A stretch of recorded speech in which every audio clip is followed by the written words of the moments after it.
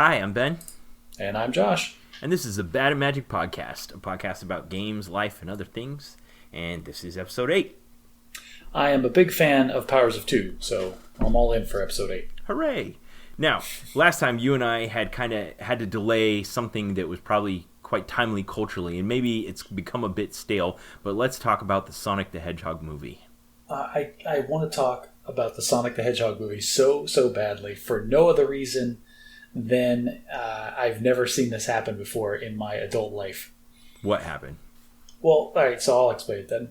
So this was a long time ago because I was kind of following it when it first happened. They released a teaser trailer for the Sonic the Hedgehog movie, and I guess the director and the visual arts director or whoever is involved with that process were trying to go with like an ultra realistic hedgehog looking like CGI version of the main character Sonic, and it just looked like just terrible. I mean, there's no good way to describe it. You're right, and it completely went viral. I think that was in July. So back in July, this trailer that for this Sonic the Hedgehog movie came out that I didn't even know was coming out, and it absolutely went viral for the worst of reasons. Yeah, it's just, I mean, it's horrifying. It's just this weird, sick parody. We'll obviously we'll have to have a picture in the show notes because people won't believe us if they haven't seen it already. Yeah, and I'm guessing most people have because it really did go viral, and everyone watched the trailer and like, you're right, that's terrible. So there was a lot of speculation as to why that happened or what it was going to be, but it just looked like, well, if you want to see a Sonic the Hedgehog movie, this is what you're going to have to put up with. And it really did feel like that. I don't know if it did to you, but it did to me. I'm like, well, crap, I don't want to have to look at that for 120 minutes.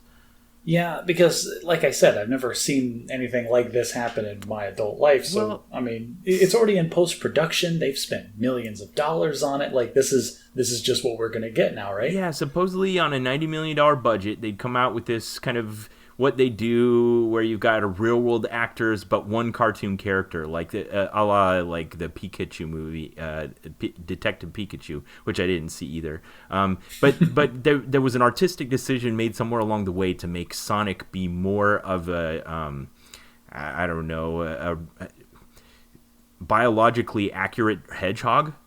Which was a terrible idea. I don't know how that really passed bad. QC. He's got beady little eyes, an accurate hedgehog nose, tapered legs, hedgehog claws, but then inexplicably everything else looks like the cartoon. You know, the pokey head and the red and white shoes and the blue fur. Yeah, so we're going for ultra realistic, except for all of the cartoony parts. Yeah, it was horrific. This is what blew my mind about this is every time I looked at it, like it was a train wreck, right? You just couldn't stop watching it over and over. And there's a lot of people that work on these films. There's a lot of people involved with, CGI graphics and making characters like this. And not one of them at any point in this entire process, stopped and went, "Hey guys, this looks terrible." Okay. I'm with you. And I'm a big believer in Occam's razor. And yet, I think there's so much on both sides of the argument here that it could have gone either way, that I can't just explain what happened with Occam's razor. Occam's razor being the simplest explanation is usually correct. So I found this one news bit that says the animator notes that it was Paramount that pushed for the first design, which it was confident in. While it knew it would be controversial, it thought it would be generally accepted in that it was a good fit for the live-action elements of the movie. So I have a hard time believing that there was a whole room full of people and like, yeah, this looks good. This is what we want. I think this was a room full of people that are not aware of internet culture and not aware of how beloved Sonic the Hedgehog is as a character in internet culture. Yeah, what were the target market were they shooting for doing it like this? Well, we don't want to alienate the non-Sonic fans for a Sonic the Hedgehog movie. Well, we don't want to alienate, the zoologists that know what a hedgehog looks like. Yeah, we don't want people to be like, hey, this is an inaccurate-looking talking blue hedgehog. Listen, Paramount, I was following you with the anime spiky hair and the blue fur, but the big eyes and the nose, that's it. I'm drawing the line. This is ridiculous. No hedgehog would be like this. So I think, I know this isn't what they've said publicly, and I haven't seen this anywhere, but here's my speculation. I think there was a tyrannical director that had an artistic vision, like Ang Lee, when he directed the first Hulk movie, and he says, I've never read a single Hulk comic, but this is what I want to do. Oof. You gotta love those people. I've never played a Sonic the Hedgehog game in my life, but this is what we're going to do with the Sonic the Hedgehog movie. I've never played a Super Mario Brothers game, but how hard could a Super Mario Brothers movie be? Right. Can we not learn this lesson? Let's make them realistic-looking plumbers. Everyone will love it. Well, and that's kind of, we've heard that story before, the Occam's Razor version, with just one person pushing past through all of the criticism and all of the objections, just like, nope, this is going to work and I'm going to make it happen. Like, that was a big deal with the new Star Wars movies that we hate so much, that we talked about at length. Yeah, and we're not going to stop talking about. Absolutely not. But George Lucas, I've heard so many versions of everybody that worked on this movie, those 3 movies, where, nope, George Lucas was just dead set on having this terrible idea, and that's what we went with. Yeah. Okay, so maybe that's why it's easy for us to imagine that kind of scenario. But this piece I found on a website, comicbook.com, that makes it sound like it was kind of a committee decision. Everyone agreed, hey, this is what we're going to do. And they released the trailer to the public. It went viral, and the fan reaction was a unified yuck. Oh, no, it was more than a unified yuck. It was, people were sharpening their pitchforks and getting their torches out. They were ready to storm the Citadel on this one. It worked on me too. I went from not even knowing there was a Sonic the Hedgehog movie to caring about the fact that the studio messed it up. It's like, I went from, I didn't know what it was, to being mad about it. Right. Well, what blew my mind, and I'm going to bring it back to like the possible explanations for what happened, was then, I guess the punchline to this whole thing that we haven't talked about yet. And I saw a thing on Reddit where some random guy, some random half-assed CGI artist or some graphic designer, because there's millions of them on the internet, went into Photoshop and just took one screenshot from the trailer and like altered the Sonic in it with his very basic amateurish skills to be more like the cartoon or more like the video game character. And it was like really poorly done, and still a night and day difference of how much better it was over what Paramount, the professional movie studio, was putting out. And like the tagline was, how hard was that? And I remember that picture floating around and just blowing up like every forum, every Reddit post I saw. Yeah, so this is back in July. Some fan just spends 10 minutes in Photoshop and comes up with something that the fans can get behind. Now, I saw this tweet that had gone out where, okay, so fast forward to November, and the studio had spent 4 months back in production, dumped somewhere in the neighborhood of $5 to $35 million, and we'll talk about the discrepancy in the cost in a minute, into reproducing the movie, and releases what arguably they should have done in the first place, and it goes over like sliced bread. Just everyone loves it, and it goes viral again because hooray, they fixed it, they listened to the fans, now we have the Sonic movie we all deserved. And it looks, honestly, like you said, you have a cartoon character in your movie, just embrace it.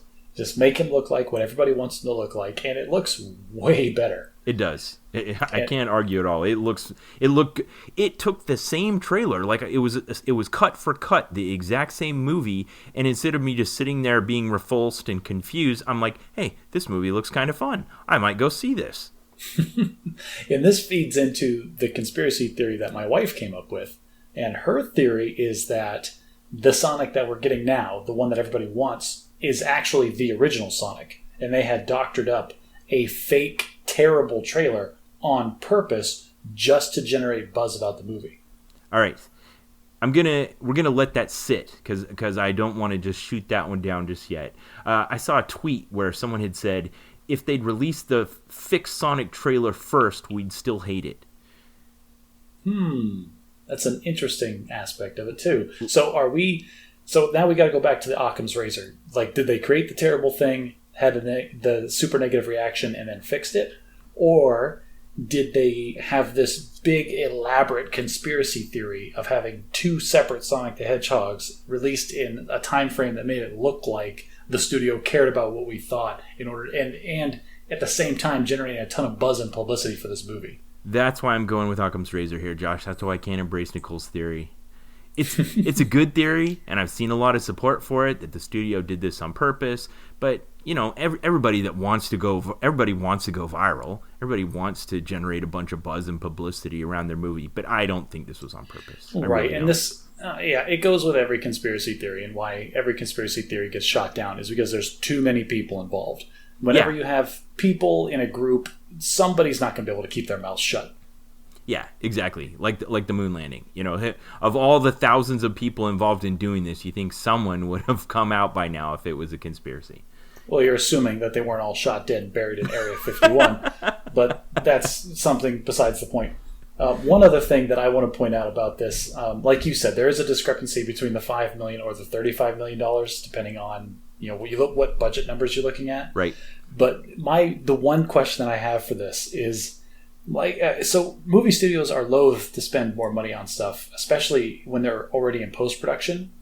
So, how overwhelmingly negative did the reaction have to be that the studio was like, hey, you know what? We need to spend another 30% of our budget fixing this. Yeah, it's a good question. I mean, it's a big risk to spend $90 million on a movie that bombs, but it's an even bigger risk to spend $135 million or $125 million and have it bomb anyway. No, but I mean, these movie studios must get really negative reactions all the time. It's Sure. like, oh sir, we got 183 death threats about this movie trailer today. Oh, no big deal. Oh no, but we actually had 5 attempted murders on the way to work this morning. Oh, okay, well that breaks the noise threshold. That's Sure. pay more attention. There's to always this. going to be some fan out there going, actually, Sonic's arms are flesh colored. His shoes are supposed to be red. I don't know what you guys are doing. Yeah, of course. Now, back to the Occam's razor style thing. I mean, I have heard some explanations out there that made me buy in a little bit to the potential conspiracy theory, but ultimately I'm with you. It couldn't have happened. However, I did see one article on Forbes.com that I really loved that talked about how this was a good example of agile methodology in the business age. And I just took a training course on this, so it's fresh on my mind. But basically the idea is, instead of the traditional waterfall type of production of things, modern production methods have made it so that we can be a bit more agile in our production. You aren't just, all right, up front, we front load all of the creative effort, we produce the movie, and out at the end it comes. You don't gotta to fix the problem with Sonic, you don't have to go back and reshoot the scenes. You just got to spend a few more hours on some high-end servers with a couple of animators and you're done. And so it was just a little bit of a thing. They took the fans' feedback, they fixed the movie, and it was just a success story all around.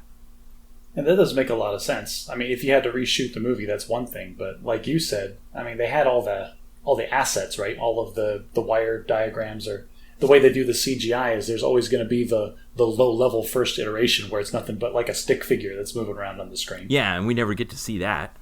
Right? So, I mean, I guess you just change the skin that's over that. That makes sense.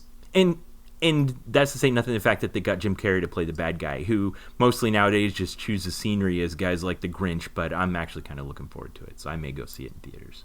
Yeah, I really like Jim Carrey back in his younger years when he's in movies in, the late 90s, early 2000s? Yeah, the Dumb and Dumber and Ace Ventura days. Yes, the classic days, or The Mask. Yeah, I loved him, and he was just the physical comedy that he does is great.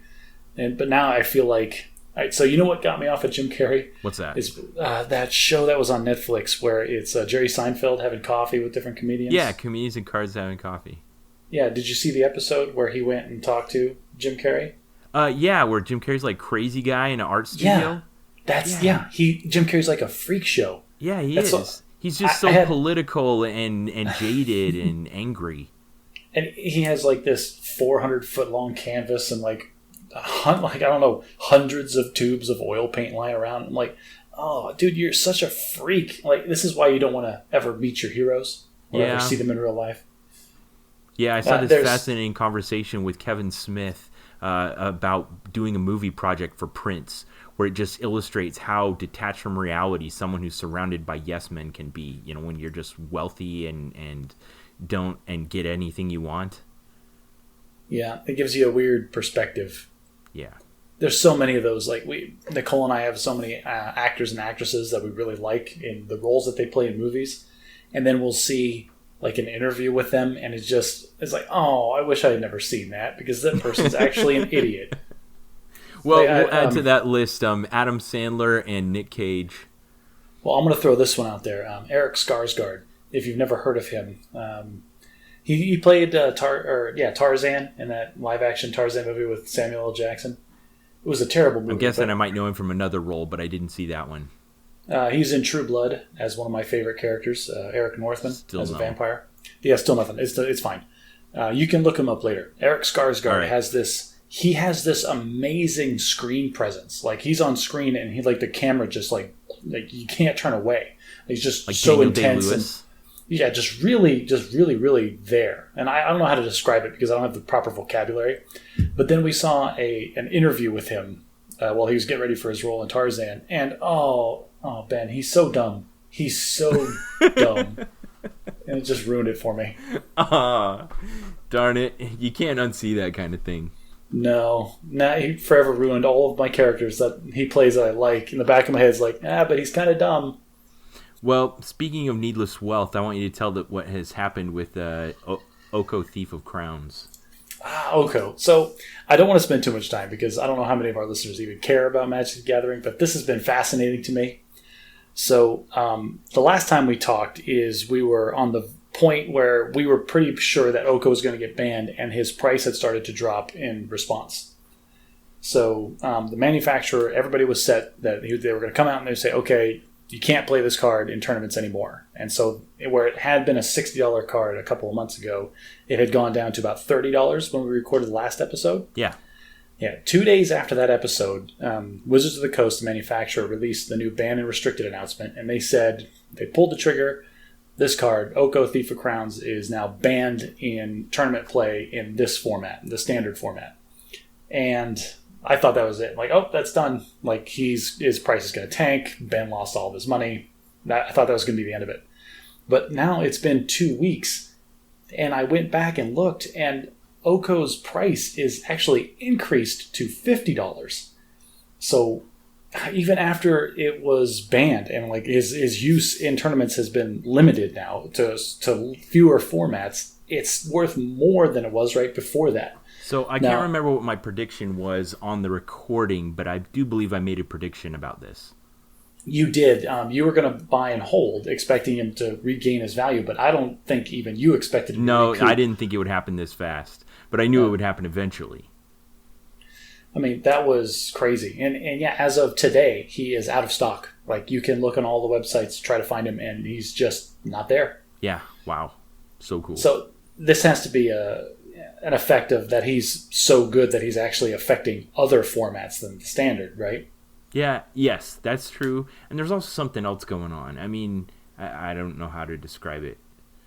But there's something like where people are speculating on it anyway, independent of the play, and usually the playability of cards tends to be pretty tightly associated with their value in Magic the Gathering. But every now and then there's cards that kind of defy that for other reasons. There's no way that his value is that high for collectability because he's still being printed. Like, I would agree with you if like, oh, it's just a huge collector's item because they don't make them anymore. Like some older cards, but they're still printing it, so that can't be that. Yeah, I don't know, man. I don't know. That's crazy and amazing, and I'm going to continue to follow it, though it probably won't go anywhere. That brings us to Bad at English. So for Bad at English today, I want to delve into an area of the English languages practiced in the British Isles known as Cockney rhyming slang. Okay. Cockney rhyming slang is a fascinating little area of British English that probably has equivalents in the States. Can't think of a real good one right off the top of my head, and I spent a minute trying to. Where in the East End of London, there was this origination of English slang that potentially was utilized to deliberately obscure the meaning of things. And while it's not a uniform thing, the one version of it is that they will take a common two-word phrase where one of the words is the word you're trying to say, and the other word, and then it rhymes with the word you're trying to say, and then what they'll do is remove the rhyming word, and all they have left is the non-rhyming word, and use that in place of the original word. So the one I heard in common parlance, even amongst like well-educated British people was have a butches, which means have a look. Let's have a look. Instead of saying let's have a look, they would say let's have a butches. And the phrase, the original phrase is butcher's hook, which rhymes with look. And then you take butcher's hook, which rhymes with look, and remove the word hook, and all you have left is the word butchers.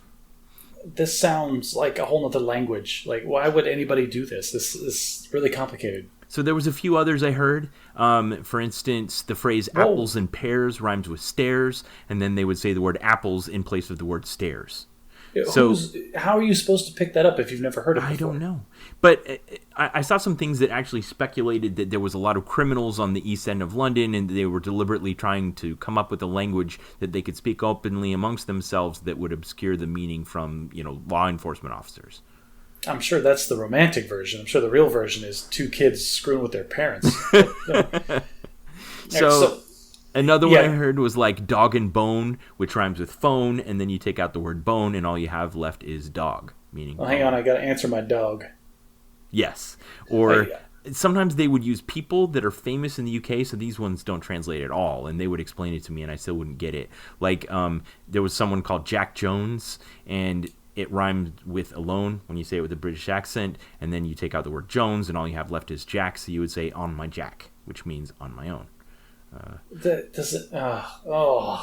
I'm losing a lot of respect for British slang right now. If you look at a long list of these Cockney rhyming slang, some of them are so obscure, and I never heard them in use. But have a butchers was one I heard a lot.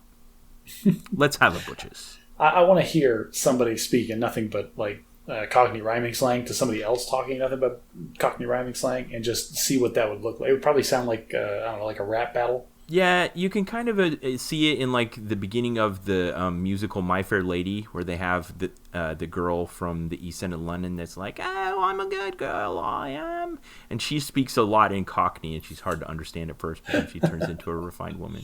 The closest thing I could think of in the English language to this was like baseball metaphors, that even someone who doesn't play or understand baseball might talk about, out in left field or hit a home run or something like that, that if you're not from America, you wouldn't understand at all. Well, you're just talking about idioms, which are colloquial metaphors, and I think that's completely different than like taking random words and making them mean other random words. Right, like dog meaning phone or butchers meaning look. There's a difference in quality here. Something like the difference between like an idiom and like Pig Latin, almost like a completely different language that you have to know the rules for, or else you're just not going to get it. Right. So the Bad at English phrase of the day is have a butches. All right. Well, before we close Bad at English, I have two pieces of feedback for you from basically Bad at English in general. The first one is just a general. I'm super impressed at the amount of etymology research that you do for all of your phrases. Like, I don't think half this hard about the words that I say. So good on you there. Thanks. And the second one was, you did make the distinction in this one that I had to point out. Like you were talking about Cockney rhyming slang, and then you mentioned. Is there an airplane flying over? I don't know what just happened. Hang on a second. Let me go fix this. Oh. Okay, so I'm back. So hopefully they'll die off here in a second. This actually so we'll finish this, and this is actually an excellent transition because I'm recording in my my office, which is a separate room, it has its own separate heating and air conditioning unit. Uh-huh. But we had guests that stayed here overnight for Thanksgiving for a long week. And so I guess they've been messing with my air conditioning settings. Anyway, you actually pointed out the difference between the Cockney and then you mentioned, what did you say, like highly educated English people? Yes. So they always make that distinction in the movies. What is it like? Was it My Fair Lady, like you were talking about? Yeah. Well, sometimes street slang creeps into common usage. Okay. Well, but then they almost sound entirely different in their everyday normal use, right? Like the accents themselves, like the words might be the same, but the accents are different. Yeah. Okay. Yeah, Cockney is real rough, and it sounds like an American person pretending to be British. But you would even hear a well-educated person with a posh accent say something like "Let's have a butches." I gotcha. So what you're talking about then is the difference between, say, the way we talk, like normal people, and like a thick Texas accent. Yeah, but then if we were to use something that someone with a thick Texas accent would say in common conversation, like the word y'all.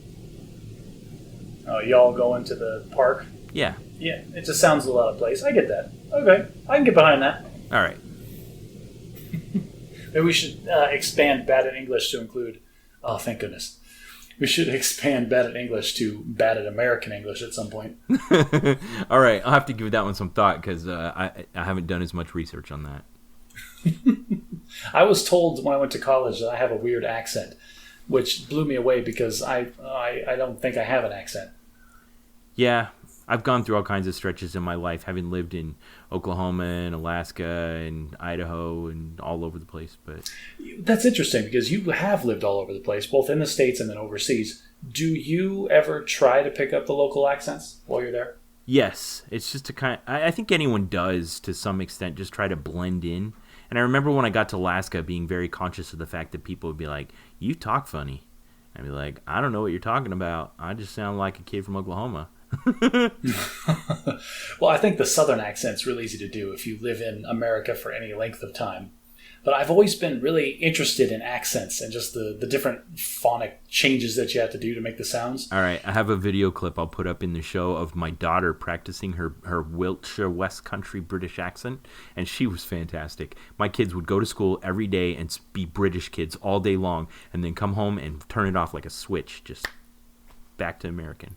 I mean, kids can do that, right? Yeah. Like, I always thought, like, one of my $1 million business ideas, we need to have some kind of like video series that you could buy, not to learn a different language, but just to learn the accent of that language. And this idea came from when I noticed years and years back when Nicole and I were dating that whenever somebody with a Scottish accent like came on the TV, male, female, attractive, ugly, it didn't matter. Like her ears, you could see her ears perk forward and like get that little silly grin on her face. And it took me a while to realize that she's way into Scottish accents. But now, whenever I try to do it, she just like wants to throw stuff at me because I do it so horribly, apparently. Yeah, and there's a lot of different Scottish accents I learned. There's kind of a proper one from like Edinburgh, but then there's like a country one, and it's a big difference. I had a coworker I worked with who was an officer in the Royal Air Force who had a proper posh Scottish accent that was really interesting. I'm going to have to like sit down and pick your brain, and you're going to dump as much Scottish accent into my head as possible because I think that will make my wife more attracted to me. Well, don't mimic Mike Myers. He is to Scottish accents what Dick Van Dyke was to Cockney. Oh, crap. That's like my only like real reference point. No, Mike Myers. All right, I want to hear this story that you put in the notes about doctors. Okay. So I'm groaning because, and like Ben is pointing out in our show notes, I just wrote freaking doctors. And what happened was my son needed a flu shot, and I wasn't there. I was at work. But my wife had taken the day off before Thanksgiving to bake some pies and just to get the house ready for the guests that we had. My kids had doctor's appointment the day before Thanksgiving, too. That must have just been free time in all the doctor's schedules. Huh. That's a strange coincidence there. Freaking doctors. At the same time, you have so many kids, I'm sure one of them's at the doctor all the time. That's just statistics. Anyway. So my son goes to the doctor. He's like, oh, he just needs the flu shot. But you can't just get a flu shot at the doctor because that would be a technician. And if the technician sees the kid and not the doctor, then they can't charge your insurance for the full visit, right? Right. So the doctor came in and did his doctor thing, you know, thump on his elbow and like listen to his breathing and all the normal doctor things that they do. I'm sure are very important and don't take up time to just say that he did an examination. But no, then I think this deserves the Occam's razor treatment too. Of course, they're trying to make more money from your visit. I don't want to speak bad about doctors. It's just like any other profession. Like some of them work very, very hard and are very, very dedicated, and other ones just kind of got through med school and are now kind of banking on that. Right. What do you call the guy who graduated last in his class in medical school? doctor. That's what you call him. Orthopedic surgeon? I don't know, something. Anyway, so one of the things this doctor did as part of his, I guess, normal, I'm doing air quotes, the normal exam, was he checked out my son's undercarriage. Uh-huh. Did like a minor hernia check, I guess, what my wife said while he's in the room, and like gave him the whole spiel, like, oh, you don't let anybody do this, and they need to have your permission, and they need to ask first, and if they don't, they need to tell an adult. Okay, well, that's good. I mean, if we're gonna mess with his stuff, then let's have a little conversation about this isn't normal, this isn't allowed, kind of thing. Wow. But then he said something to the effect of, now you're going to start going through some changes down there, and you can talk to your mommy and daddy about what all that's about with puberty and like all your body and all the things that's going to happen to you. Okay. And I got this in a text message, like coming to me. It's like, oh, by the way, the doctor told your son about puberty. And I'm at work, and I was like, excuse me, what? He's, oh, geez, 8? Yeah, 8. He's 8. Like, I don't, now, maybe, am I completely off my rocker to say, like, I shouldn't have to worry about puberty for another, like, 4 years? I don't know, Josh. I mean, I've looked at, like, medical statistics about this, particularly when my daughter started getting old enough to start menstruating, and there is medical reason to believe that these things are happening sooner than they did previously, in a very scientific way. In one generation, though? No, not in one generation. It's happened over time. I don't know if it's just like good nutrition or something. I don't know what's causing it, but if you are waiting too long to give girls the talk about puberty and they're 8 years old and get their first period, they think they're dying or something. Yeah, but I understand that girls have their first visible and very traumatic signs when they're younger than boys. Right. I don't remember having any of these issues, at least in myself, until I was in middle school. Okay. Now, to put things into perspective, my son is in the 2nd grade. Oh, wow. Yeah, so, they don't do the talk in school until like 4th or 5th grade. We didn't have sex ed in our school, in high school, until I was a freshman. Yeah, grade. But I remember something before sex ed that was just like the puberty talk. Oh, I don't think I had that. The boys went in one room, the girls went in the other room, and they talked about, and they use all those dumb terms, your body is going to be going through certain changes. Well, I mean, there's no other real word for changes that a kid's going to understand. Right. Because up to this point, it's all just been more. Like, I was short, now I'm taller. Yeah, we need to go back to the good old days when it was just a half-drunk PE teacher. Like, listen, kids, stuff's going to get really weird. You've seen too many episodes of South Park. No, I've seen too many half-drunk PE teachers. Oh, my gosh. No, but anyway, then my wife later told me, it's like, yeah, I'm glad I asked him what he thought. Like, apparently on the way home, she asked him what he thought puberty was, and he thought it was a disease that he was going to catch. Oh, no. And so she kind of talked him off of that ledge. Like, no, it's normal. It happens to everybody. It's nothing to worry about. Doesn't mean you're sick. Does he kind of have a propensity for, like, hypochondria kind of thing? I wouldn't say that, but he just didn't know what it was. Huh. Like a medical professional, like a guy, like from a kid's perspective, like he doesn't even have a name. He's just the doctor. And right. Like when my parents no longer have control over the situation, they put me in a car and they take me to this building, and there is a man that they look to and talk to with respect, and we have to wait to see him because he's so in demand, and he dispenses this wisdom that my parents then obey blindly. Wow. This is like another level of authority over your parents. And this guy came to me, grabbed my undercarriage and said, there's going to be some changes, and then walked out of the room. You gave such a profound backdrop for all of that. That's really interesting that we go through this ritual almost of elevating this other human being, this mysterious Wizard of Oz. We're marching down the yellow brick road to see this guy and waiting in the chamber to get an audience. Well, I remember, and I didn't remember it until you said this, that I had an experience as a kid where I had a hernia check, and I'm like, oh, we're gonna do what now? You want me to take off my underwear? I don't take off my underwear for anybody. And I'm supposed to let this guy handle my junk? I don't think so. And my mom's just like, just let him do it. And I'm like, okay. And he's like, turn your head and cough. And I'm like, why are we doing this? Yeah, and that falls into that just ridiculous hypocrisy that we have as a society. It's like, now you sit your kids down, like, listen, this is very important. Nobody is supposed to see you naked, and that's not allowed, and that's not okay. Except for the doctor. He can do it whenever he needs to. He just has to say please, and we're going to let him do whatever he wants to. Yeah, and then you get that thing like happened to the U.S. women's gymnastic team.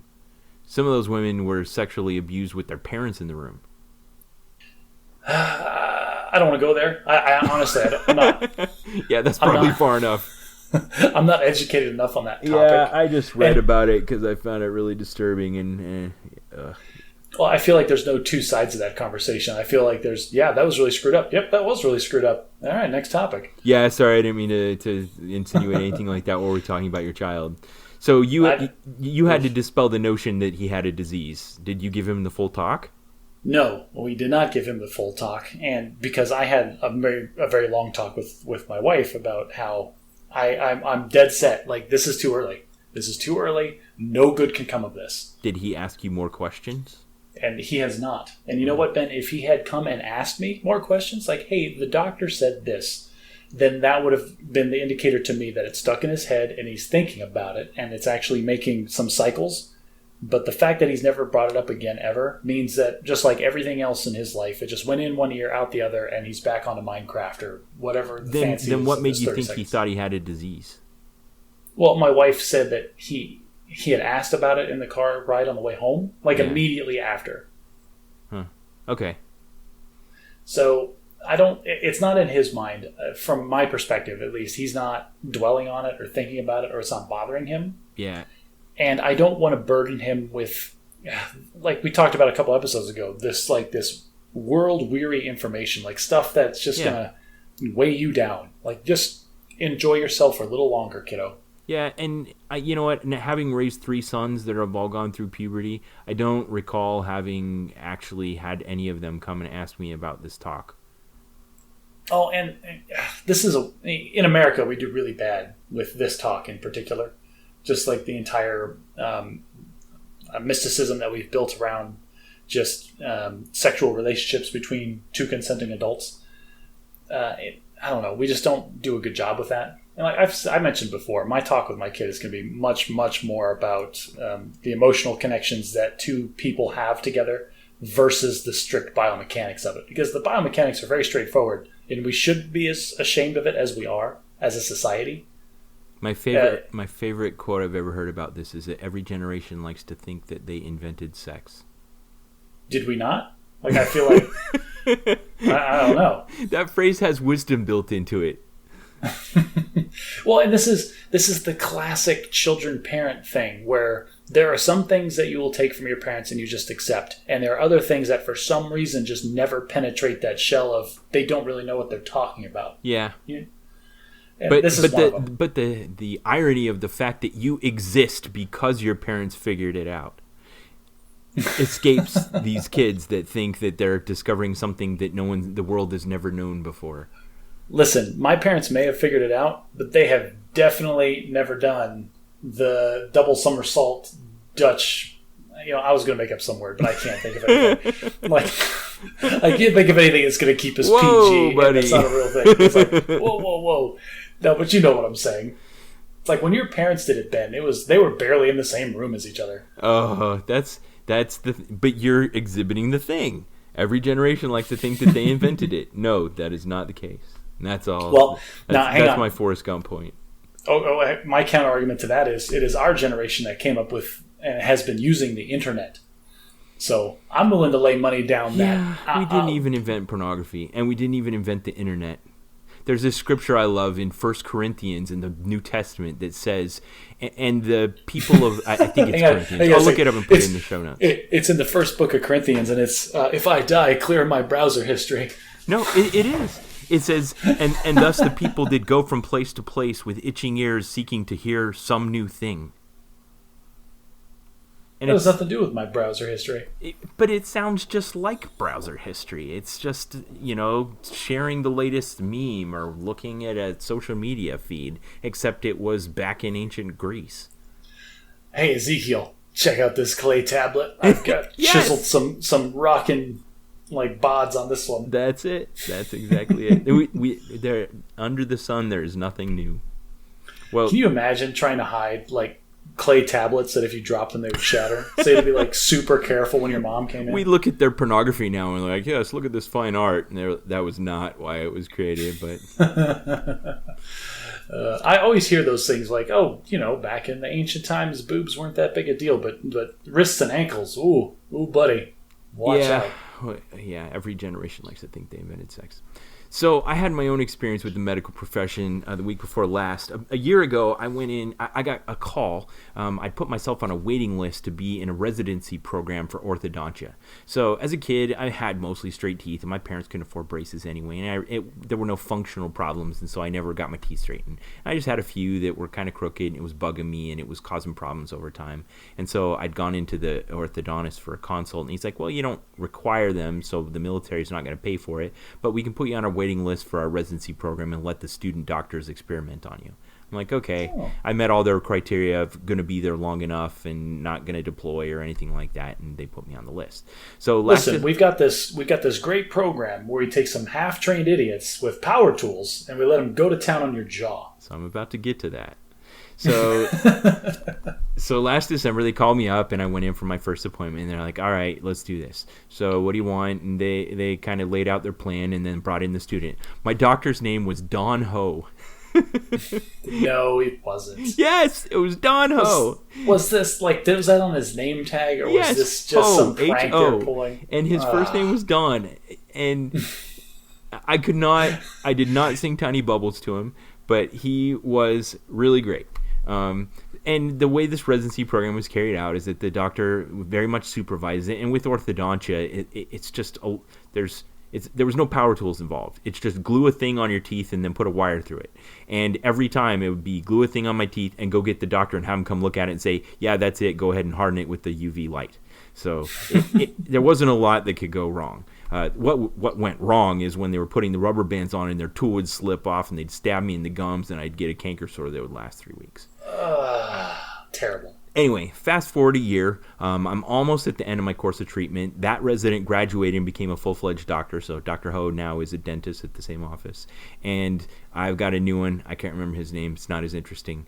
And I'm almost to the end of my course of treatment. Everything's straight. Everything's about like I want it to be. And I go in, and there's a brand new student, and the doctor comes in, and he's like, all right, as you can see, we got everything straight here, except if you look at the x-ray, his roots are crooked. And so what we would need to do is we would take off the brackets and put them back on in a different angle and put in these new kinds of wires and everything, and it's going to take another 4 to 6 months.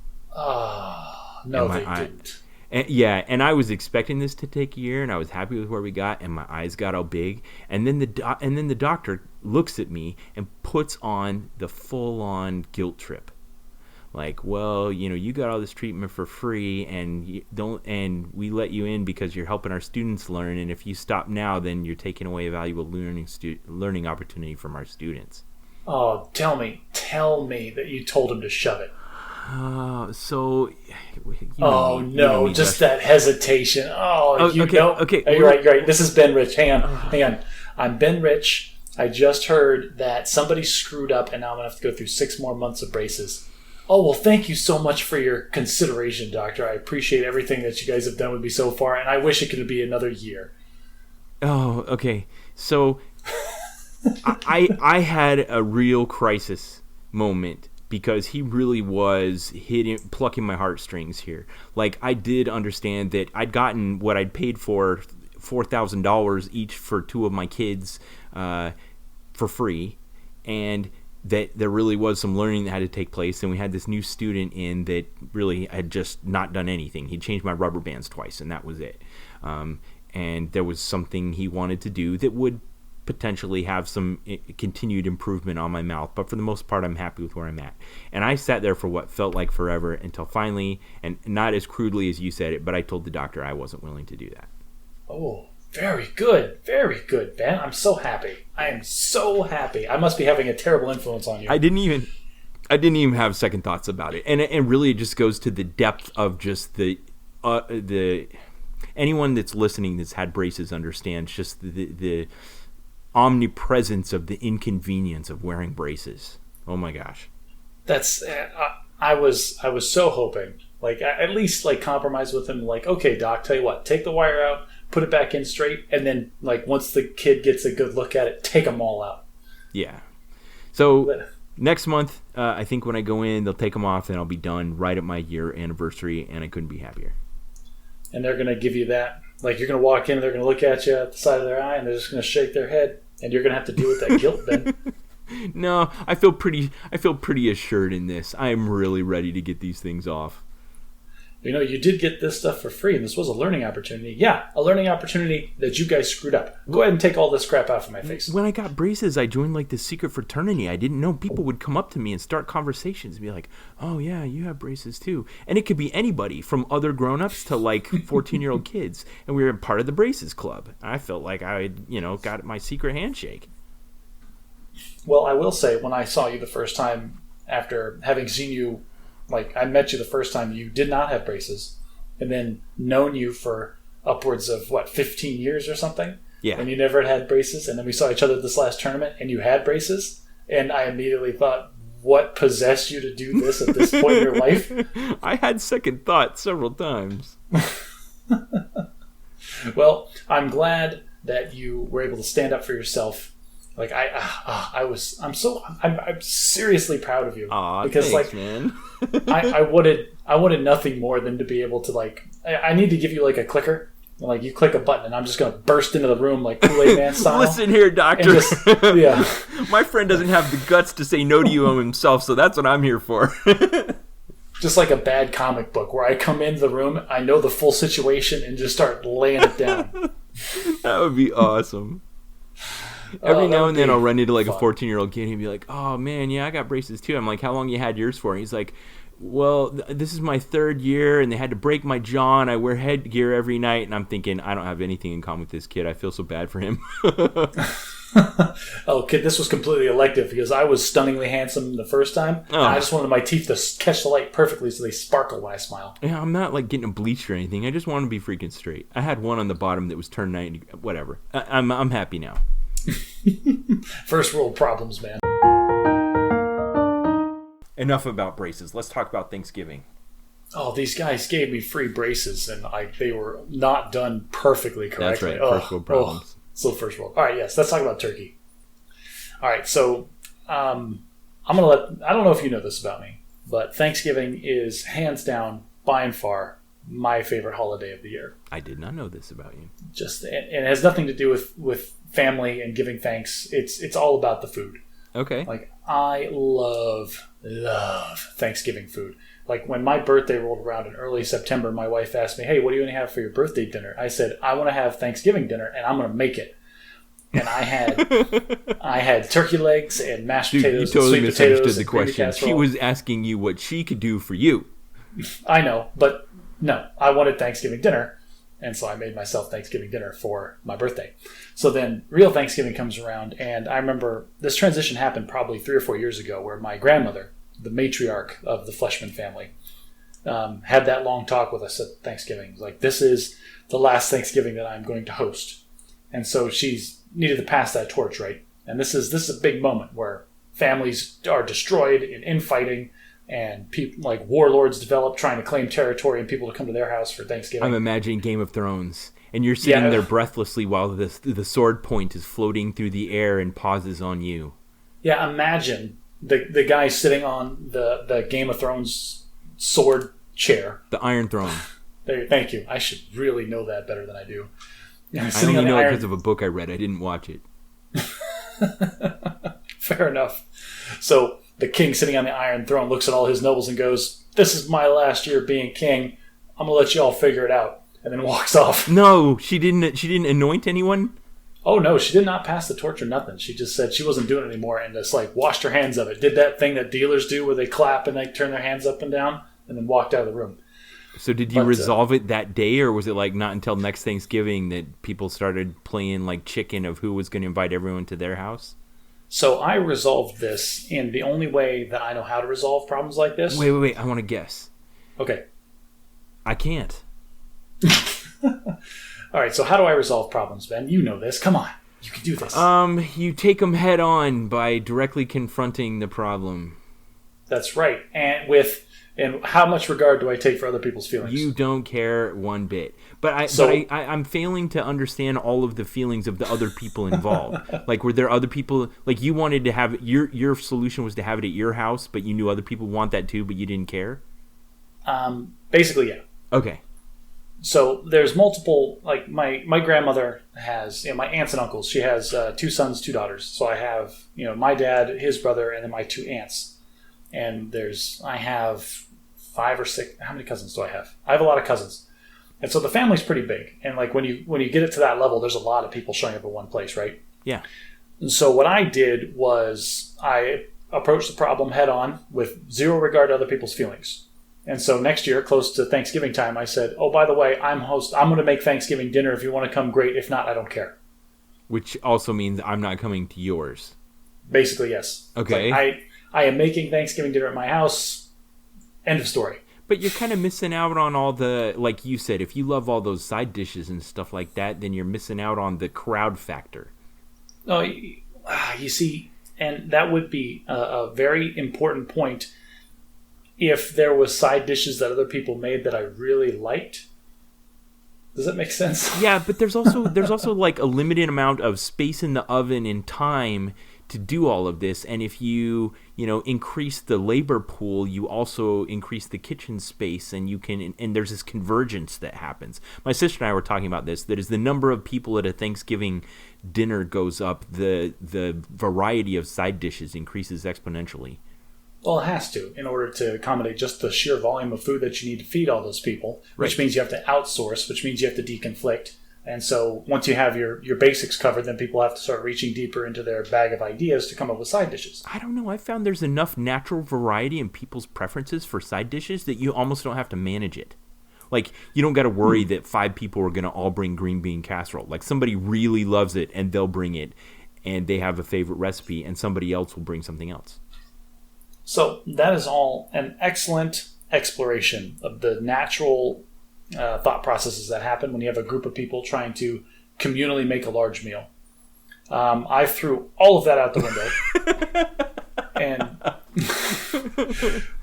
And so I make everything that I want to eat. It's all my favorites. I do it all myself. Now, I'm not going to say I do it alone. My lovely wife, Nicole, is always there as my number 2 in the kitchen, and I will randomly outsource menial tasks to people. Alicia hates working with me in the kitchen. She avoids it like the plague. Well, why is that? What do you do to make her hate you in the kitchen? We'll explore that chef? Some other time. Fair enough. So when I have people that come up to me, like my aunt will come up to me and be like, oh, Josh, thank you so much for hosting. Is there anything I can do to help? Yes, aunt, who has been alive for 2 decades longer than I have and has had vastly more cooking experience than I do. Peel these potatoes and then shut your mouth. I will turn you into a sous chef faster. And you will say, yes, chef, and just do as you're told. No, so anyway, I love my Thanksgiving food, and I take it very seriously. Okay. So Nicole took the day before Thanksgiving off. You're talking about the convergence, and there's only so much oven space. Nicole is a baker. Like, she is a phenomenal baker. That can all be done the day before. Right. She makes all the kids' birthday cakes and everything, but she's doing all of the pies this year. Okay. Pies, plural. Nicole made 5 different types of pie. Awesome. I think she made 8 or 9 in total. Please list them. I will. She made this Granny Smith apple pie that was, it looked like it should be on the cover of a cookbook. It was so, like, it had did she do the crosshatched pie crust on top? Yes, she did. Nicole, she did. Oh, I love you. Keep going. It was amazing. She did not a pumpkin pie, but a pumpkin tart. Okay. She did a sweet potato pie, which is my personal favorite, and it was slamming. Just 3/4 of it were gone that night. It was so good. All right, I'm not a fan of that, so I'm gonna have to try hers before I give final judgment on sweet potato pie. Keep going. You don't have to like sweet potato pie. That's fine. No. I have a saying about this, and I'm gonna skip ahead a bit. When my kids say I don't like something, I say to them, "Do you have any idea what this means?" And the answer is no. More for me. That's pretty good. Yes, you don't have to like sweet potato pie. I will eat all of it by myself. Yes. Then she made a chocolate pudding pie, and then a butternut squash pie, which is my mother's personal favorite. Wait, I got to stop you there. I was memeing the chocolate pie, but squash pie can burn in hell. Okay, keep going. Squash pie can burn. Those are the 5 types of pie. Oh, okay. Yeah, I thought you said there were 8. No, she made 8 total, 5 different kinds. Oh, I got it. She made 2 duplicates of the favorites. Yeah, she did duplicates of ones, and then we had to deliver the extras to the other parallel Thanksgiving that was happening in town. So that's the whole thing. Normally, like I said, I'm doing Thanksgiving. You guys can show up if you want. And so what it has boiled down to be is my grandmother, one of my aunts. I think my other aunt showed up. This is the grandmother on the Iron Throne? Yes, the grandmother that stepped down from the Iron Throne would come to my Thanksgiving. Wow. My parents, obviously, then my brother and my sister. They would all come to my house for Thanksgiving. Okay. But not this year. This year, Nicole's family came in from out of town. So her brother recently moved into town for a new job.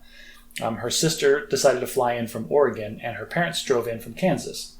And so we hosted the entire Canton clan here in my house. All the in-laws. All the in-laws. And that kept your family away just out of respect for the other side of the family? That's what it was, yeah. We told them, hey, Nicole's family's coming to town. You guys can still come if you want. But then they very gracefully bowed out. And then it was very entertaining for me, who I guess I'm now sitting on the Iron Throne, watching them all scramble for a year. Like, oh, well, what are we gonna do? My brother, when you're visiting from out of town, it's not like you have a kitchen to contribute to the cause. My brother called me on Thanksgiving Day, Ben, and he said, "Hey, I'm making this turkey. What do I do?" I was like, "What are you talking about?" "Well, it's in a bag." I'm like, "Which bag? Did you put it in a bag?" Like, "No, it's in the bag that I got it from the store." Oh no! What time did he call you? Oh no, it was defrosted. Okay. Yeah, he still had time. It was in the morning. This sounds like something out of like Friends or something. Like I got this frozen turkey and it's 5:00 in the afternoon. How do I get it on the table by 7? You can't. Good job. No, but he tells me, like, what do I do? It's like, oh, we'll take it out of the bag, okay, and then you got to take the neck and all the gizzards out. Like, what? I have to take all the guts out? Like, yeah, they're in a plastic bag in there. He's like, okay, got it. And he hangs up and he calls me 10 minutes later. "There's no bag in this turkey." I said, "Yes, there is." Like, "Well, no, I got the big neck thing out, but then there's no plastic bag."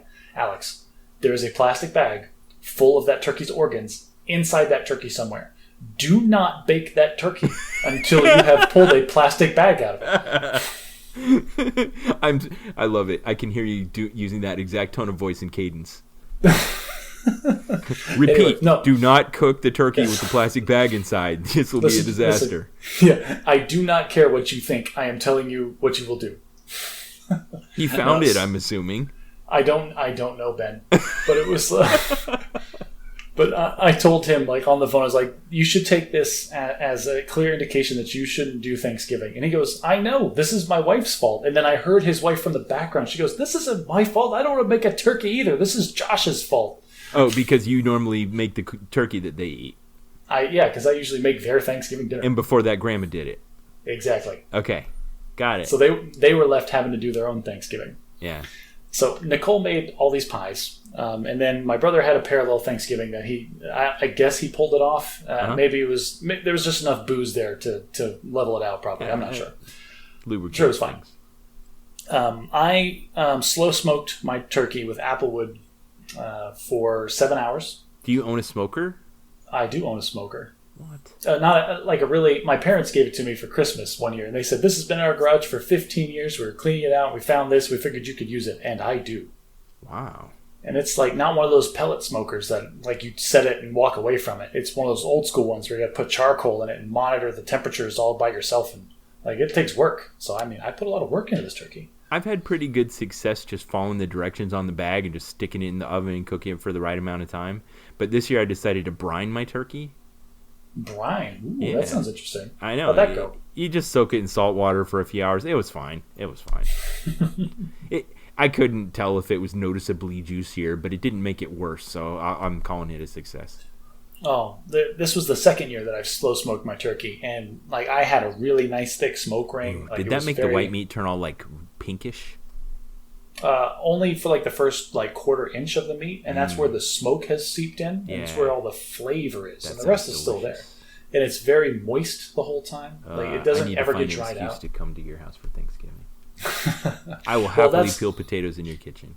That was one of my turkeys that I made. I didn't make a second whole turkey, but I did have. I had 6, but I only had time to make 3 bacon wrapped turkey lollipops as the second meat dish. So what you do is you take turkey drumsticks separately, you skin them, and then you rip out all the bones and the tendons, all that stuff that makes a turkey leg hard to eat. Yeah. And you shove all the meat down to the end to like a little sphere, so you have this nice, cool, like caveman bone sticking out the top of it. Okay. And then you wrap that in bacon, cover it in seasoning salt, and then you barbecue it. And so I had 3 of those on the side, and those were the best. Like you wrap anything in bacon. I've never had anything like that, but it sounds pretty good.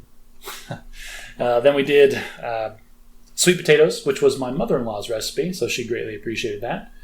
Which is just sweet potatoes, butter, and brown sugar with the marshmallows on top. Mm-hmm. Mashed potatoes, creamy style. That's the way my wife likes it. With you use the heavy cream and the butter, and you blend them all up. The store-bought gravy, because I don't know how to do gravy other than just the little gravy packets that there's you get. A lot to be said for that. I think it's just it gives a very consistent flavor and texture instead of like the spottiness and potential gelatinousness of homemade gravy.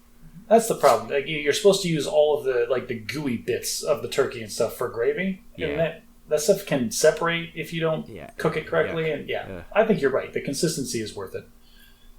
And then green bean casserole was my other side dish that we made. Yes, and so it was a successful Thanksgiving, and I spent all day in the kitchen cooking, and I ate this wonderful meal. I had 3 slices of pie at the end of it, and I did not lift a finger to wash any one of those dishes. The grand tradition of Thanksgiving cooks everywhere. That's right, and I didn't even feel bad about it. No, nor should you. No, should I? While I was preparing throughout the day, I think I ran the dishwasher 3 times. Like, all right, so complete side note here. Uh-huh. I had 2 separate families staying in my house for the last 5 days, and I am just flabbergasted at the number of times I ran my dishwasher in that amount of time. Yeah. Like, all of the things set aside, that just blew me away. And, all right, footnote over. Anyway, had a great Thanksgiving. Loved the food. It was great. Yeah. Well, tell me. Did you have a ham? Because you only mentioned turkey. Did you have ham at your Thanksgiving, Ben? Yes. Okay. So, did you have turkey available as well? Yes. Okay. So I'm letting you get all your stories out. I have my own. Okay. So, just right off the bat, we're good friends. You know I love you to death, but you're doing it wrong. Have I committed Thanksgiving blasphemy? It's not just you. It's the whole country. Like, my parents even, Christmas, we're going to have ham. And, my wife and I just look at them like, who are these pod people that prefer ham over turkey on major holidays? So, no Thanksgiving blasphemy happens at Josh's Thanksgiving dinner. No ham. There is no ham to be had. And we don't have ham for Christmas. We don't have ham ever. I don't think we've ever had a ham sandwich. But what's the opportunity cost of ham? I warm mine up in a crock pot. It doesn't take up any oven space. It doesn't take up any counter space. It's just there. It's not costing me anything to have it. Oh, okay. So the meal that you're going to give me on a day when you're thankful for my presence is something that you threw in the crock pot and forgot about for a while? And flavored with pineapple, just to add insult to injury. I'm actually okay with pineapple. But the amount of effort that you put in, you always hear those grandmas. It's like, oh, what's your special ingredient? Oh, my special ingredient is love. BS, your special ingredient is the fact that you made it yourself, and so it's not exactly the same every time you do it. And then every once in a while, my wife is a true artist. She doesn't even look at recipes when she bakes anymore, and she's just throwing crap together. She made some frosting with maple syrup in it that I thought, how is that possibly going to work? And I don't think I'm ever going to have her make a different kind of frosting ever again. Wow. Yeah, so there's that that spur of the moment stuff that happens when you're cooking. And I totally agree with you. My sister will not. Okay, so can I give a minute to talk about what happened at our Thanksgiving dinner?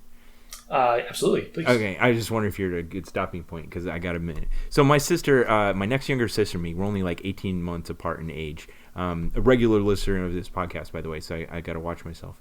Shout out. She lives up near Chicago, which is like 4.5 hour drive from here, which is perfect distance to get both families together for Thanksgiving. Her and her husband, who's a psychology professor at the University of Illinois, and their 4 kids, ages 7 to 9, came down. You do the math on that. Came down to our house, and she had already done a great deal of baking. And my sister isn't like an everyday cook, but she is an exacting cook. When she cooks, she does everything perfectly. Like, she doesn't trust her measuring cups, so she has a kitchen scale, and she weighs things according to their density. Okay, so these are the 2 great schools of thought with cooking. There's the school that this is an art, and it is meant to be an expressive medium. And then this is a science. Yes. And we have figured it out. Yes. And this is the optimal path. You nailed it. And so when you were talking about the secret ingredient being love, and it's a little bit different every time, to my sister, that is utter hogwash. To her, there is an ideal scientific form of a food, and she is working to execute that. And so when I'm around and I'm kind of playing fast and loose with the recipes, it kind of stresses her out.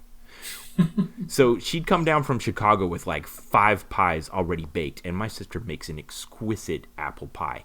Perfect crust, 5 varieties of apple inside, just to die for.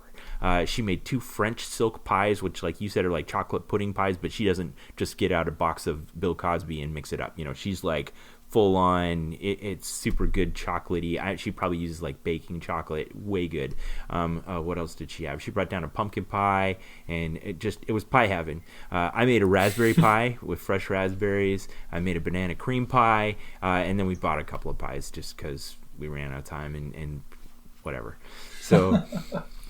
Then the day before, I baked like a million billion rolls. I think I used like 12 cups of flour of this really nice raised fresh bread recipe, and the whole house smelled like fresh bread and pie, and it was just awesome. That's glorious. Yeah, and then I got up, so we brined the turkey the night before, and we made a bunch of weird side dishes that you didn't list. Like, my sister has this favorite recipe called frog eye salad that's made with a chini di pepe pasta and mandarin oranges and pineapple and coconut and cream, and it's all in like this baked sauce, and then you cool it, and it's really good. And then lots of jellos. Like, I make my mandarin orange and vanilla cream orange jello salad, and then we had like a bunch of fruit suspended in blue jello, and we had mashed potatoes, tons of mashed potatoes, and green bean casserole, and no sweet potatoes or squash to be seen for miles around, because those things are forbidden in my house, and those are the things I get to forbid as the cook. Sweet potatoes? Come on, man. Oh, man, no sweet potatoes. Anyway, well, my sister hates sweet potatoes, and I don't apparently really you do too. Either. Yeah, so no sweet haters, potatoes. Man. Oh, no. But like I said, I'm willing to give Nicole's sweet potato pie a try. I'd be willing to try that. But half of that, our like, sweet baked stuff with marshmallows on top. Blah. I think the sweet potatoes that I make, at least for a side dish, are by weight 50% brown sugar, so I think you'll be fine with them. And then we had the brine turkey and a ham. So Thanksgiving Day, everything comes together like right at noon. Everything comes out of the oven at the same time. Everything's perfectly ready, and we just have this beautiful, perfect dinner. Everybody loved it and ate it, and went and had a turkey coma nap, and then got up and ate pie for dinner, and it was fantastic. And then what I hadn't realized is that my sister and her husband stayed through Sunday morning, and like I never had to cook again the rest of the week. It was all just Thanksgiving leftovers, and everyone was perfectly content with that. Everyone had a favorite they could go to and eat. But on Saturday night, just as the favorites were starting to wear out and we were down to the like not favorites, like the ham, I decided to try a recipe, and I just Googled the my daughter Googled the recipe for ham and potato soup, and I just rummaged through all the leftovers. I had leftover celery and onion, some garlic, some celery, some carrots, some potatoes, and a whole bunch of the ham. I made up like a chowder type of broth and mixed it all up, and that was my favorite Thanksgiving dish of the whole week, was leftover ham and potato soup. Oh man, it was so good. And it was gone. I made a whole like giant pot of it, and by the time the spoons came to rest, the pot was empty and there were no leftovers. I very nearly like ended this conversation, like hung up the Skype call when you said my favorite Thanksgiving dish was this ham and potato soup that I made 2 days later. Oh, you never mentioned cranberries. What's your position on cranberries? Okay, so personally, I'm not a huge fan of cranberries, but I am glad you brought them up because Nicole, for some reason, we randomly had a bag of frozen cranberries. And so I'm cooking and she's digging through the fridge like, oh, we've got cranberries. I'm going to make cranberry sauce. And like out of nowhere, made the cranberry sauce with frozen cranberries. And it was a big hit. I didn't try it, but everyone loved it. So great. So there's this dish they call in England, they call it a Christmas sandwich. And it's just like a couple of pieces of bread and some baked ham and some baked turkey and some stuffing in the sandwich and some cranberries, and that's pretty much a sandwich. And I must have made like 10 of those with the leftover rolls, and oh man, it's so good. Yeah, like little leftover holiday sliders. Yeah, exactly. That sounds good. So, so you're talking about making meals a couple days later? Yeah. So we didn't have enough leftovers. Like we ate like everything, like ravenously. You don't have any left? We have some, but it's all side dishes. Like like the turkey is like almost completely gone.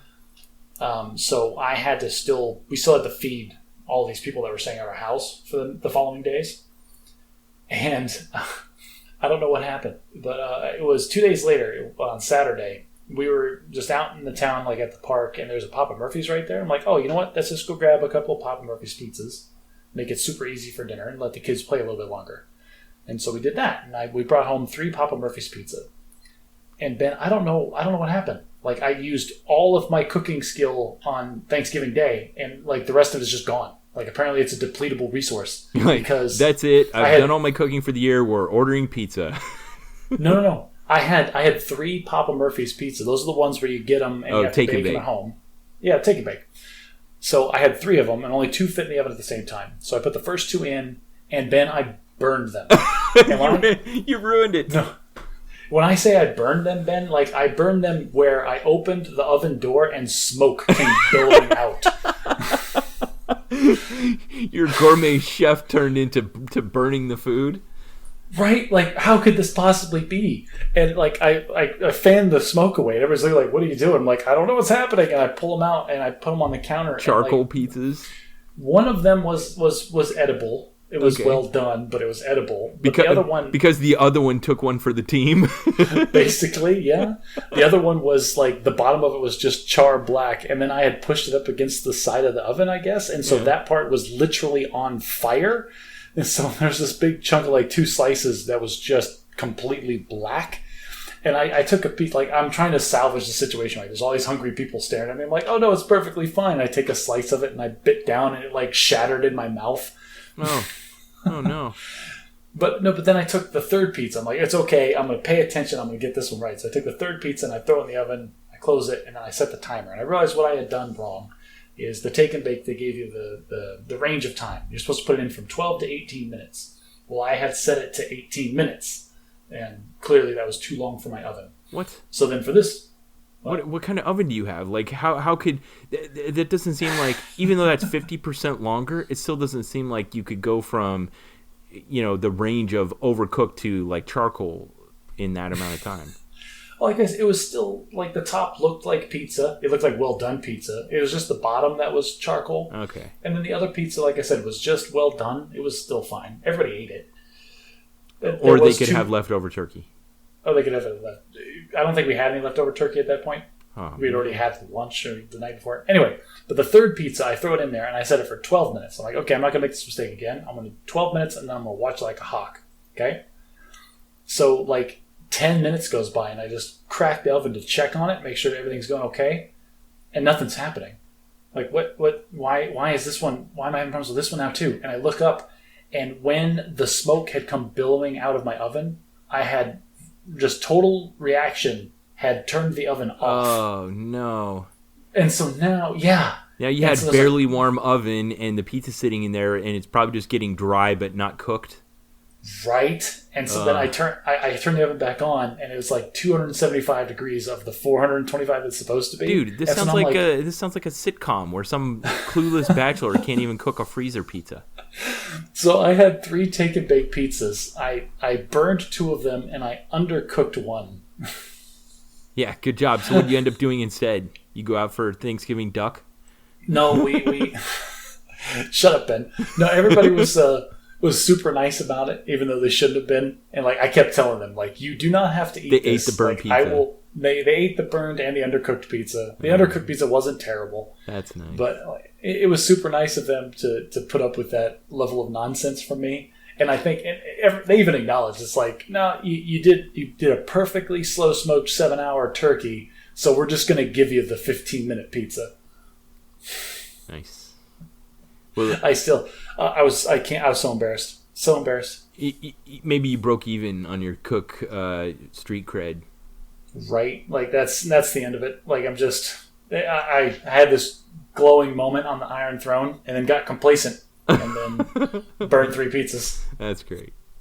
So there's one other thing I want to say about this before we move off of Thanksgiving, and that's that as a parent, I've gleefully found what I like to call the food sweet spot.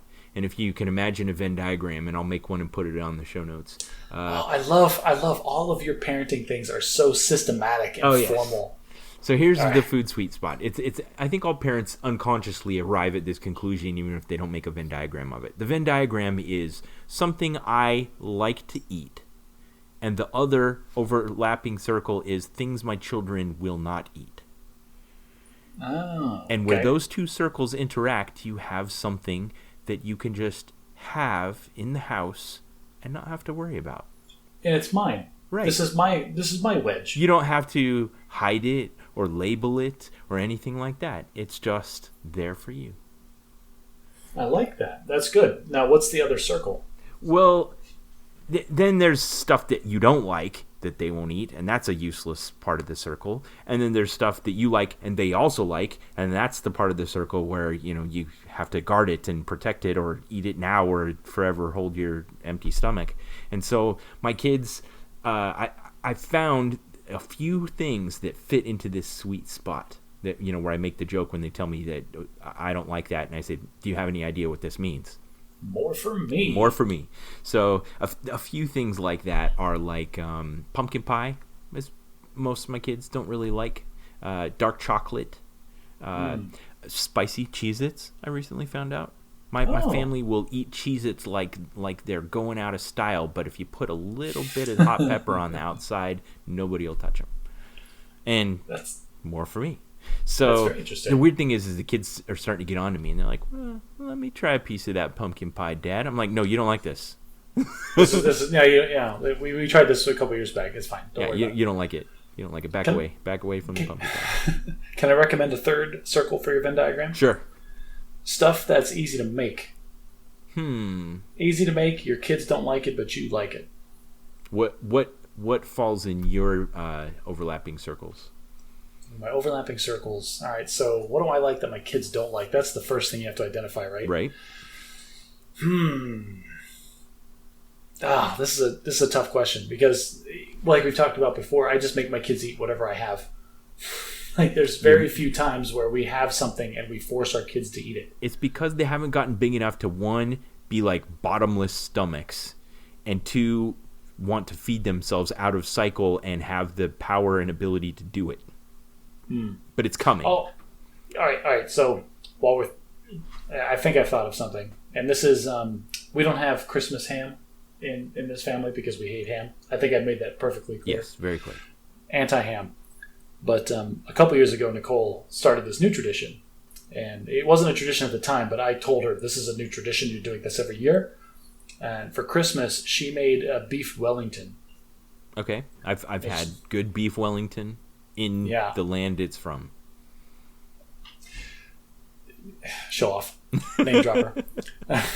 But so anyway, if for those of us who might not know what beef Wellington is, you get beef tenderloin, like expertly butchered, like they do something, like remove pieces of fat or whatever. A very, very fancy, expensive cut of beef. And you put that on a pastry crust. And then it is surrounded by a mushroom red wine compote.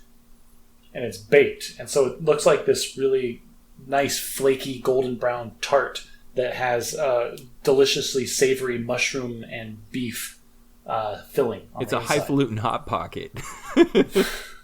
It's a very upper crust British Hot Pocket is what it is. And I think my kids, we sat it down in front of them and they ate it like, oh yeah, this is fine. And then I looked at Nicole with tears glistening in my eyes. And I told her, and I grabbed her hand. I said, Nicole, this is hands down the best thing I have ever eaten in my entire life. And you are going to make this every Christmas for the rest of time. And how many years ago was that? 2. Did she make it last year? She did make it last year. Awesome. Yes, and we're going to have it again this year, and I'm looking forward to it. Do your kids like it? Not really. They're like it's just every other meat to them. Yeah. Okay. So it doesn't fit in that food sweet spot perfectly. Right. It's not easy to make. But it's not something that they're going to go to like, oh, we've got this leftover meat. Like, oh, do we have like ramen instead? I will make you all the ramen you want. I'm going to keep this beef Wellington for myself. Yeah. Yeah. I got to the point, though, where we'd made enough food that after a while I was kind of like ready to just move on. You know, I'd had enough slices of delicious pie, and I was like, all right, I need my fridge back. This is why you have to have 2 refrigerators, Ben. Yeah. We have one refrigerator that is the normal fridge, the day-to-day operating fridge, and we have another fridge right now that is packed to the gills with Thanksgiving leftovers and pie. So we don't do Christmas dinner at our house, and now that Thanksgiving dinner's over, I haven't stepped on the scale, but I have a feeling I may have broken the 200-pound marker. But we'll make that a teaser for next time. We'll talk about what the plan is going forward. Oh, everybody stay on the edge of their seats wondering how much Ben weighs now. Oh, my gosh. So, well, see, this is why. All right, let me put this out there. So I didn't mention this earlier, but one of our big Thanksgiving traditions is we do the turkey trot every year. Yeah, 5K in the morning. I do the 10K. Sure. But my rest of my family did the 5K, and like I highly recommend this to anybody that does any amount of running, because then like the rest of the day you just gorge yourself and it's all guilt free. It's like, I already got my 15,000 steps in. I burned 4,000 calories before I even had breakfast. We're good. Does the 10K burn that many calories? No, but shut up. Because you can certainly eat that much on a Thanksgiving. Listen, Ben, don't take this away from me. All right. It's guilt-free. I've exercised that You're day. usually the one taking things away from me. You're right. You ran off all of those Thanksgiving calories before you even started. That's right. Okay. So it was a net zero. All right, complete shift of gears. I want to tell you about a story that happened to me this week because I want to know what you would do in this situation. Ooh, these are fun. I'm going to try to do this without getting too deep into the Air Force organizational weeds. But what happened basically is I did something that's kind of big that most people would miss. I stayed at the same Air Force base, but I completely changed jobs. I went from one 4-star command to a completely different 4-star command, and it's called a permanent change of assignment. It changes in terms of paperwork, it's a mountain. In terms of like geography, I just went across the street to a different building. Yeah, it's like you got a completely different job, new boss, new expectations, like your whole life is upended, except you didn't have to move. Yes. So along with all of that administrative change, there was also some technical change in that Air Force Transportation Command, you had their own email implementation from Air Mobility Command. And so when I crossed the street, I basically changed email servers and email addresses, which never goes smoothly. It never, ever. Never goes smoothly. And I had this weird anomaly happen that at the time I did not know, and it played out like an M. Night Shyamalan movie. So here's what happened. You're setting these expectations high. It was eerie. So I want you to have received emails from your other self. Yeah, it's like that. So I get up to my new office, and I'm starting to take over from my responsibilities from the person that I'm going to be replacing. He's still there, luckily, and can give me a bit of turnover and training on my new job. And I start getting these emails where I, as the government representative, I'm supposed to do. So I've been able to log into my new account on the new network, and I'm receiving emails from everyone. And so in my brain, I'm thinking everything works smoothly and everything's normal. And I had sent an email back to my old office asking them what was going on with my transfer paperwork, and I sent an email to my old boss asking him to approve my leave paperwork for the Thanksgiving holiday. And over the previous about 48 hours, it had just kind of been email silence in return. And I thought, they're busy, they're not there that day. Maybe the answer is they don't need to answer me because everything's going fine. And in my mind, I was telling myself excuses for why all these emails that I'd sent out weren't getting responses. And it's very naturally, because normally when emails fail to send, you have feedback that Bill Gates has designed into his application for us, right?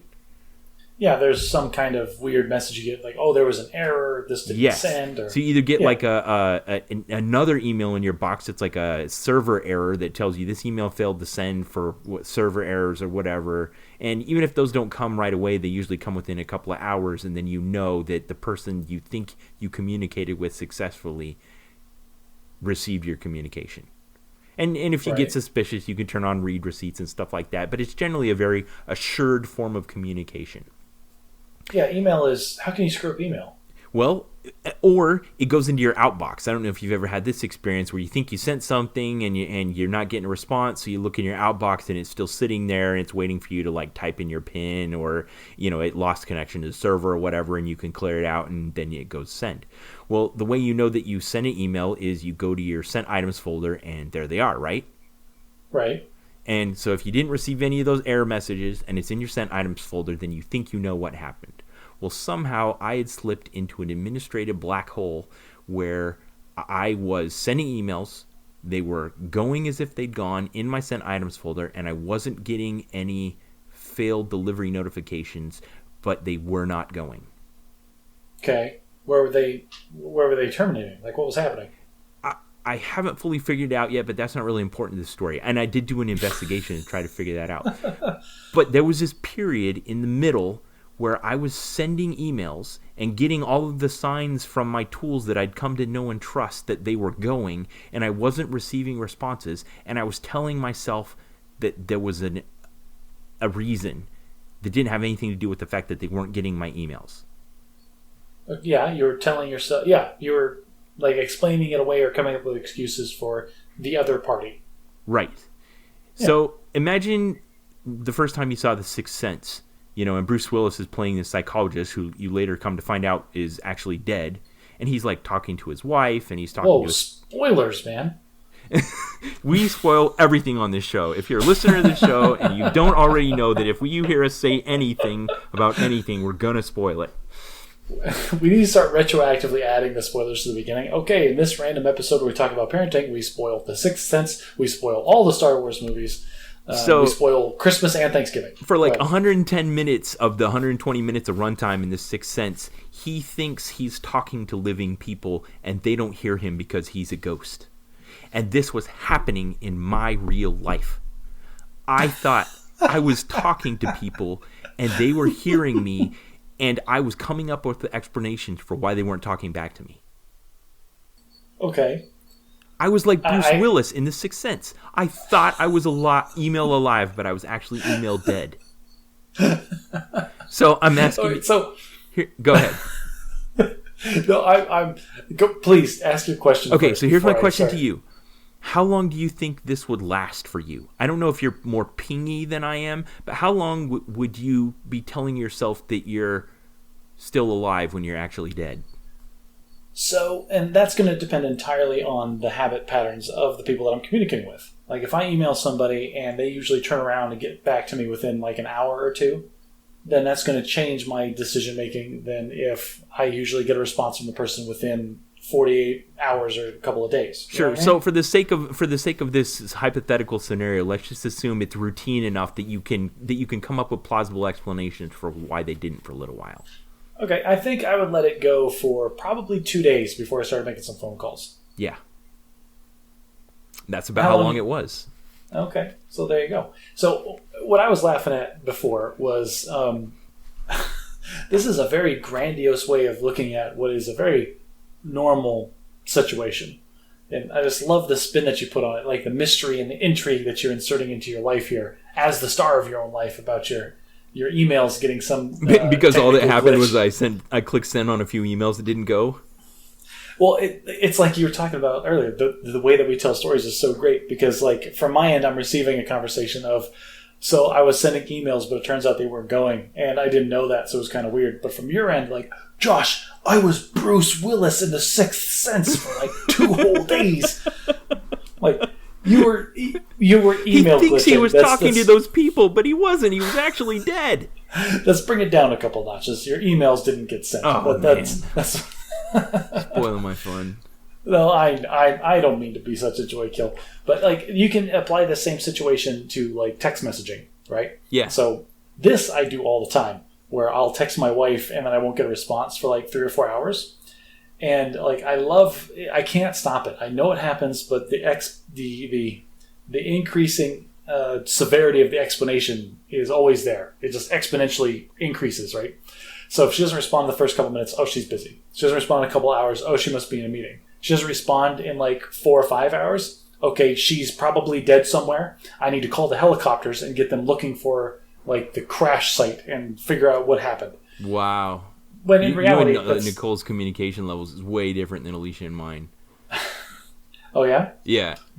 Well, you guys just got smartphones, so have you started texting yet? It's this texting. cool app. It's this cool app on your phone where you can like use you can type words and they send, and it's asynchronous, so they sit and wait for the other person. Are you done? Yes, go ahead. Yes, I know that you and her. I've been around you when you're texting her. She's very. What's the word I'm looking for? Responsive. Responsive. That's the word. She's very responsive. Glad I can help.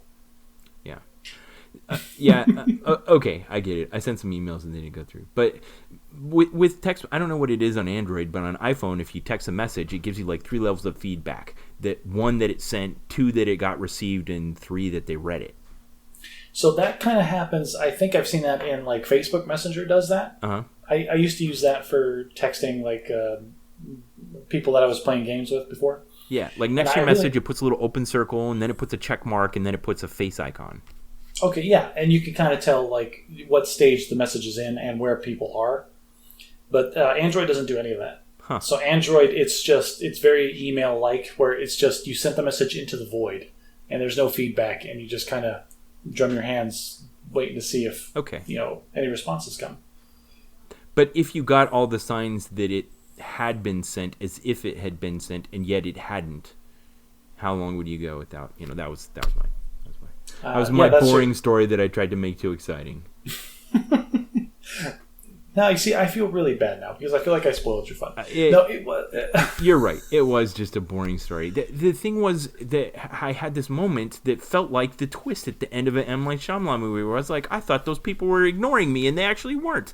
And then I had to go back through my sent items and look at all the stuff I'd sent during those 2 days when I was in Limbo and go, oh, I better resend this one, or oh, I never should have sent that in the first place. And it was about 50-50.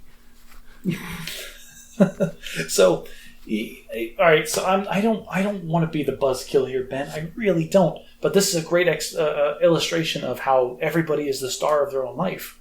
Yeah. Like you're talking about. Go ahead. Go whole hog on it, because I think this is a good time to talk about this. So this is just an example of a normal, everyday thing that happens in modern society with any form of electronic digital communication. But because you're the star of your own life and because it happened to you, it was this big, cool event. And it was probably the most interesting thing that happened outside of your normal, everyday working stuff for those couple of days. And it was outside the norm, and it was unusual. And so it's natural for you to spin it into something that maybe from the outside perspective is a little more than you think it was. Because I'm the star of my own life. Because listen, this is exactly the same way where I'm describing myself sitting on the Iron Throne, doling out justice when really I'm the one that volunteered to make the turkey. You're like, no, I'm not going over to your house for Thanksgiving. Yeah, this is the same thing. Like this is how we see ourselves in our own lives, right? Yeah. So, and that's all. There's nothing wrong with that. It's a cute little story. It makes me wonder whatever happened to... I thought the Air Force was doing the universal email addresses that would follow you around. What happened to that? They are. That's a different topic for a different time. Oh, that's that sentiment right there. Your tone is so loaded with disappointment and angst. Like, I want to talk about it. I do. I'll put that in the notes for us to talk about because it's a worthy topic to explore, and I don't think I can give it time right now to the justice it deserves. Listeners, but you need to stay tuned because we are going to have an episode where we talk about the minutia of email addressing schemes, and it is going to knock your socks off. All right. Well, let me give this conversation a heart. Here's the heart to look for: the failure of large lumbering organizations to act nimbly. Oh, you mean the fat guy can't sprint and do the things that he needs to? Yeah. Or old I get people that. to adopt new technologies. Pick your explanation, but yes. That is a very broad topic to discuss at some point. Yes. Yeah. Now, we'd written down that we want to talk about The Mandalorian. I recently started watching it, went through all 4 episodes that have come out since then. I think there'll be 1 or 2 more episodes out before we talk again. Let's save it till next time. Oh, well, I don't really have anything to talk about. Like, we're not. I don't expect us to delve into the do. meanings. I could probably spend 10 to 20 minutes on it. We probably could. Like if we started digging into meanings, I'm sure we could pull something out. I just wanted to gush about how awesome that show is and how finally, Disney is doing Star Wars right.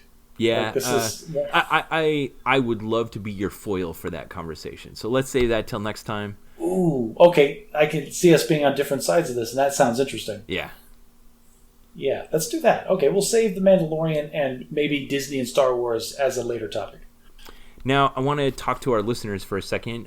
Listeners, thank you for continuing to stay with us through 8 episodes of Bad at Magic. Back on episode 1, when Josh and I were just giving this thing a try, we weren't sure what was going to become of it, but there appear to be people out there that are enjoying it, and we enjoy doing it, so thank you for joining us. Please, if you're enjoying the show, share it with your friends. Like us on Facebook, rate us on iTunes or your favorite podcast player. Go to the subreddit if you want to join in on the discussion, and we're glad to hear your side of what you got to say, and thank you for being listeners to the show. Yeah, my brother complains constantly that he doesn't like podcasts because he doesn't feel like he's like providing any feedback, or it's a conversation between 2 people and he's not involved. I challenged him. If he wants to be involved, he can get on the Reddit, he can get on the Facebook. You know, like, if we get interesting comments, we'll be all over talking about that stuff. If for nothing else, just to make fun of the people making the comments. And on that note, we'll talk to you guys next time. Listen in for us to follow through on The Mandalorian and how Disney is or isn't ruining Star Wars.